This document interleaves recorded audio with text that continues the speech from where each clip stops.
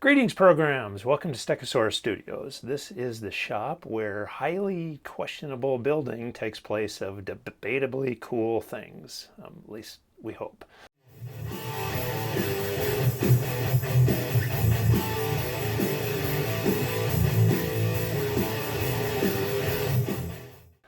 So in this episode, we're going to take a break from the ongoing pit droid madness, and we're going to tackle something that's been on my workbench for quite a while.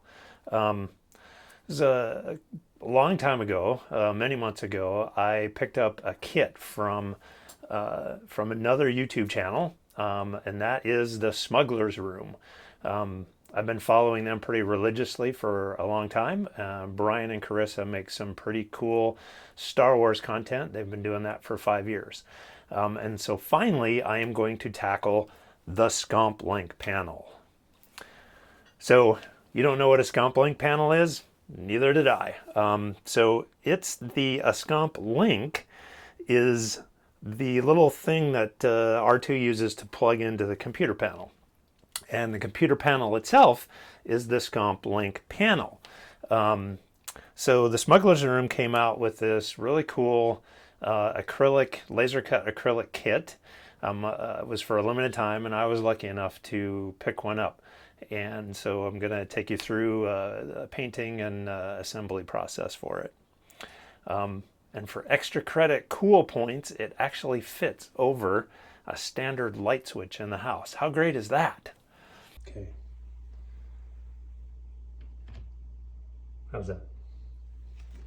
Which means I will soon have the coolest light switch in my neighborhood. Because I don't live next to Brian and Carissa. Thank goodness. My neighbors are all boring. So I mentioned that the kit was a laser cut acrylic. And this is what it looks like all assembled. It comes with various different pieces. It has the reflective or the protective paper still on it right now. So like I said, it's just a kit. You put it together. So really all I need to do is just paint it. Yeah, paint. About that. I've never painted this stuff before. I've never dealt with this. So like I said, laser cut, so you can peel off different sections and then you can paint, and then you can leave the other stuff black. It's black acrylic. Not ever having worked with this though, I'm actually going to do a test. I'm going to do a scrap piece that came with the kit. Do a test on it, paint it, and then just make sure that, I'm assuming that the protective paper will act as a sufficient mask. But I do want to check it. And at this point, I would show you the piece, the scrap piece, but because I screwed up my order of viewing or videoing, I've already done it. It's already been painted. So, to the footage!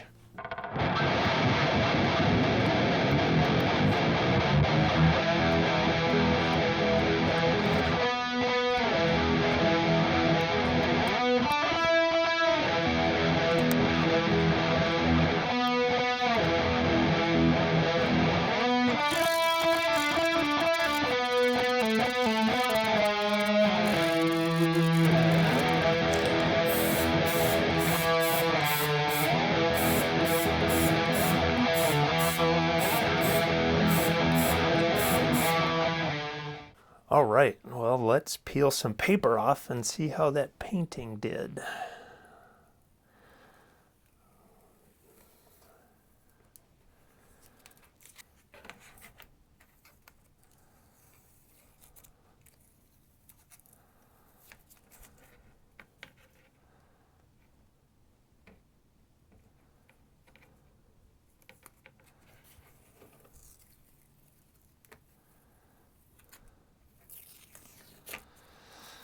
I don't need to do all of it, but so that looks pretty good. So I think it's probably full speed ahead on the painting.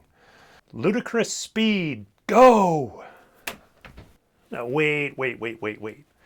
Before we go tearing around the galaxy, we need to talk about paint. I don't have a lot of experience painting. In fact, I would say when I started painting my R2, I really had never painted anything. So I had my wife's two brothers who pretty much grew up in a body shop fly out and basically help me and teach me how to paint. So that's how I know how to paint. I know the one way. I'm sure there's lots of ways to paint, but I know the one way that I do it, and that was the way Bruce and Brad showed me. And so that process is you sand the piece with 240 grit or higher, and then first coat of primer, and then gently sand the primer once it's dry with 400 grit paper, and then second coat of primer, and then gently sand the primer. First coat of paint, second coat of paint, first coat of clear, second coat of clear. So that's how I was taught. That's how I do it. Now I have all these pieces, and they still have the protective paper on it. The plastic is black in color. So some of the pieces are going to remain black, and those I've set aside. And once I'm done with the painting, I'll peel the plastic off. The finish actually underneath the protective paper is really nice. Doesn't need any sort of painting or anything, so it'll just remain bare and it'll look good. Some of the other pieces, though, need to be painted, and some are going to be multicolor. So this one, for example, is black on the inside and is gray along the outside. So the sections that are black, I will keep the paper on, and the sections that are gray, I will peel the paper off and then do the painting. And I've written on them black and gray so that I don't screw it up, because, you know, I screw things up. That's what I do. So I'm going to peel some paper now.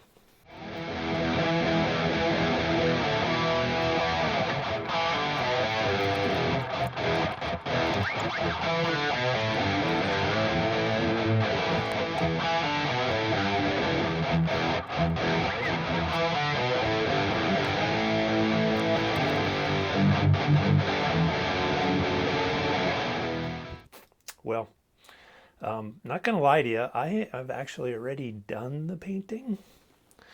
The pieces are sitting right over here. So we'll get to that. As far as paint, so I tried some paints I've never used before. I used automotive paint on R2. So this is a Rust-Oleum 2X Ultra Cover for the primer. It's okay. I think it's fine for small jobs, but I think when I actually do the painting, the final painting for the robot, I'm going to go back to the automotive paint. It's a lot more expensive, but I think it's better. This stuff says, you know, it's dry to the touch after 20 minutes. I found it to be tacky still after an hour. So yeah, I would use it for small projects, but not the final droid. Now these I used in my airbrush. This is called Golden High Flow Acrylics. That's the company. This is iridescent copper, and this is silver. I thought the copper looks really good. I was pretty impressed with the finish on this, with the way it looks. So I would use this again. So Golden High Flow Acrylics, copper. The silver looks okay, but the copper looks really, really good. So yeah, the pieces, they're right over here. They're painted. I just need to peel the masking off on those sections that are masked, and then put it together. So let's do that. All right.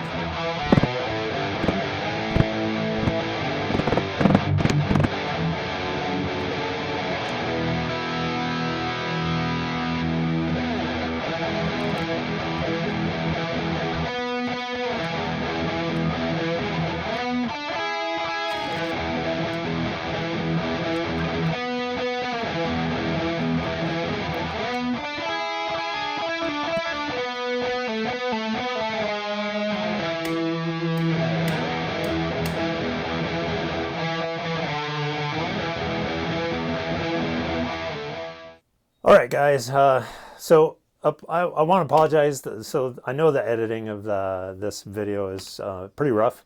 I actually started this project in August.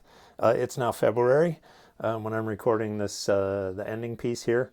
And because of the differing times when I did things and everything, it was tough to edit it and make it smooth. So it kind of sucks. But anyway, hopefully this maybe inspired you. Definitely go check out if you're interested in a droid interface panel like that. So go check out the Smuggler's Room. You can find it at thesmugglersroom.com. They have stock that kind of comes in and out as Brian and Carissa get stuff in their store.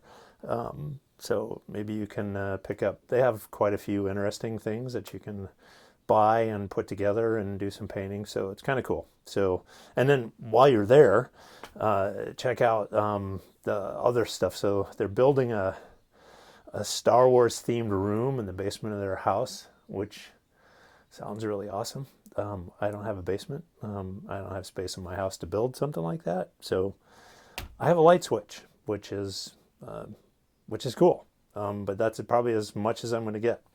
Anyway, next episode we'll be back on the pit droid, and I don't know, it's episode 8, I think, and I have most of the content already done for that episode. Just need to edit it and put it together. So anyway, we will see you next time. Peace out.